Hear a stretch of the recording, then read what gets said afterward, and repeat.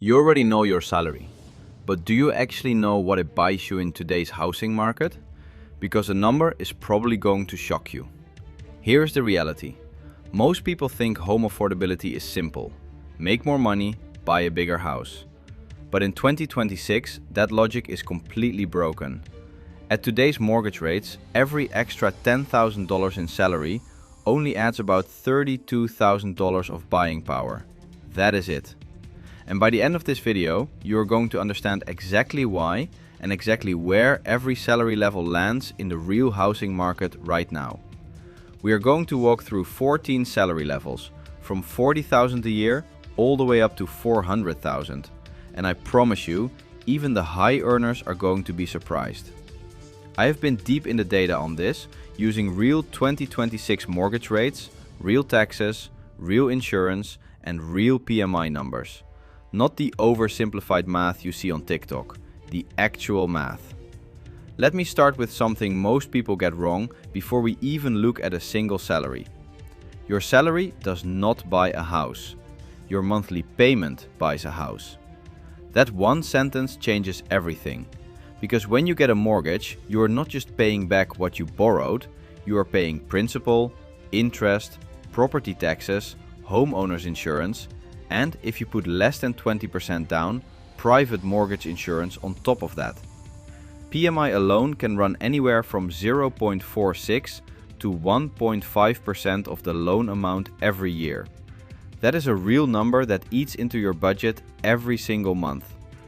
The base case I used for all of this is a 30-year fixed mortgage at 6.53%, which is Freddie Mac's average as of late May 2026, 10% down, and a total monthly housing budget of 30% of gross income. That is more realistic than the viral multiply your income by 4 rule you have probably heard. And the cash needed is not just the down payment. Closing costs typically add another 2 to 5% of the home price on top of that. Now let us get into the numbers. At $40,000 a year, you can spend about $1,000 a month on total housing costs.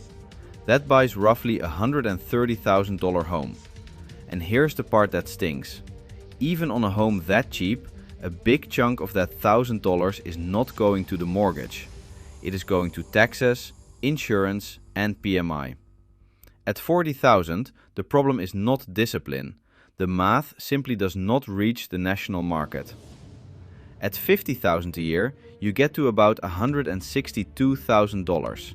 You might technically qualify for some mortgage programs, but the real problem is inventory.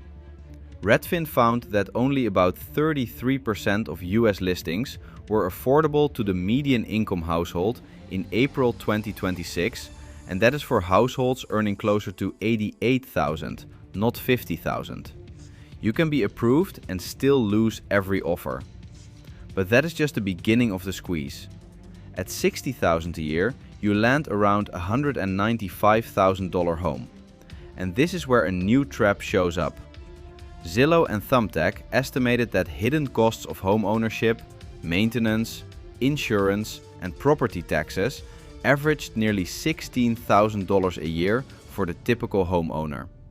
That is over $1,300 a month on top of your mortgage payment. At $60,000, the house you can afford is often the house that needs the most repairs. At $75,000 a year, you can buy roughly a $243,000 home. And this one matters because a lot of people think $75,000 is solid middle-class money. But the national median existing home price in April 2026 was $417,800. That means a $75,000 earner is still about $175,000 below the national median. And here is the hidden killer at this level. Every $100 a month in car payments, student loans, or credit card minimums wipes out about $13,000 of buying power. A $500 car payment can reduce what you can spend on a house by $65,000. Just like that. Now, here is where the video gets really interesting, so stay with me. At $85,000 to $90,000 a year, you are right around the average American household income. Redfin pegged the typical U.S. household income at about $87,600. But they also found that the typical buyer at that income would need to spend 40% of their income just to buy the median-priced home. Under the 30% rule, an $85,000 salary buys roughly a $276,000 home. The average American household is not comfortably buying the average American house. That is not a budgeting problem. That is a market problem. At $100,000 a year, you hit six figures. It sounds like you have made it. But at 2026 rates, $100,000 only buys about a $324,000 home with 10% down. Still, $100,000 below the national median. Here is the part most people miss, though. If you put 20% down instead of 10, that same salary can support about $375,000. Not because you earn more, but because you remove PMI and borrow less. At $100,000, the down payment becomes a second income. Now, here is the number that should be on the news every single day.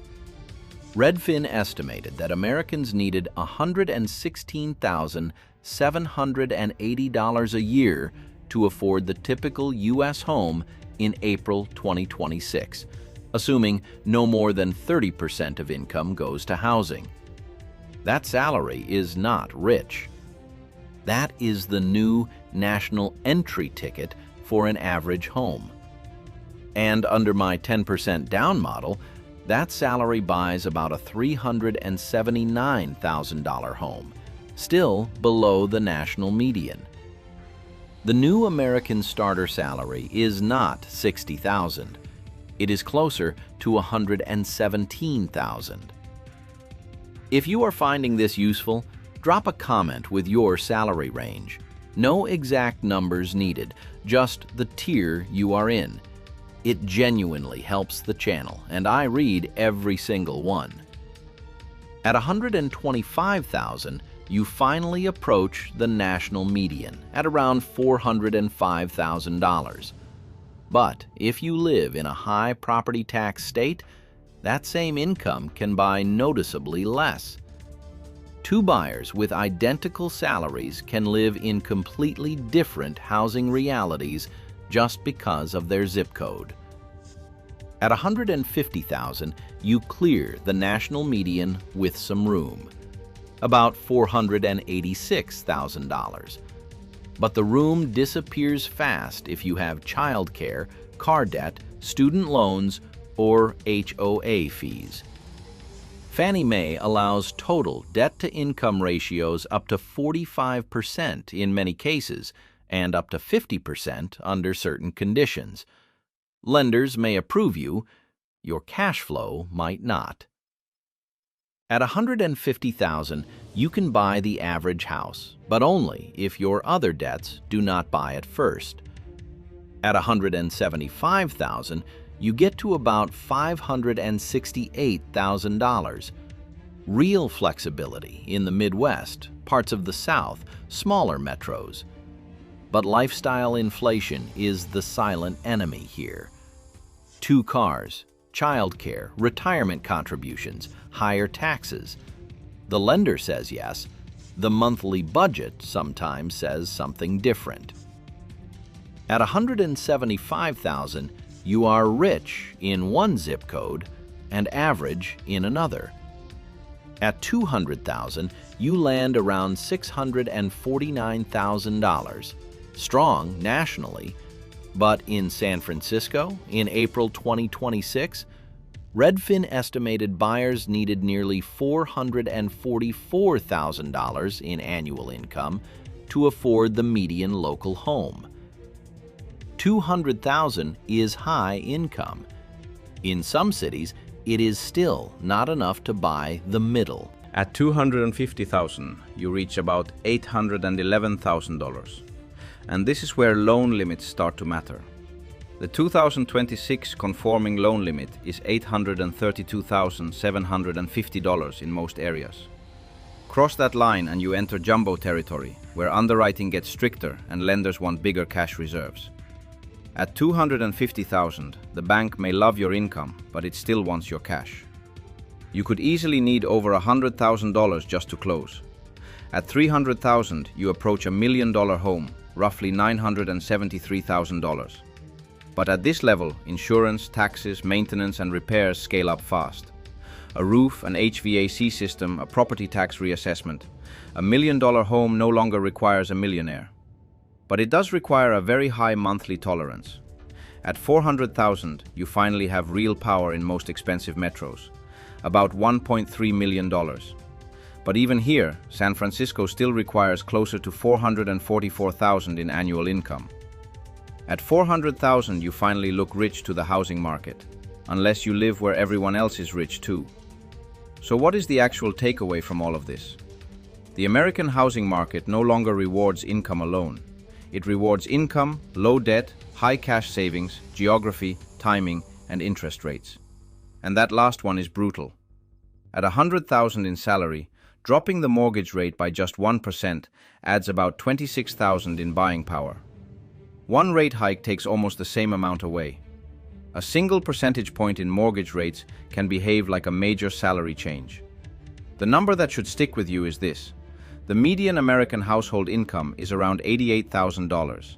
The income needed to comfortably buy the median American home is $117,000. That gap is not a personal failure. That is the market. If you want to go deeper on this, I have a video breaking down exactly how to calculate your real monthly housing budget before you ever talk to a lender. It will change how you think about what you can actually afford. Watch that next. And if this video gave you something useful, subscribe because this is the kind of content we make every week. Real numbers, no fluff.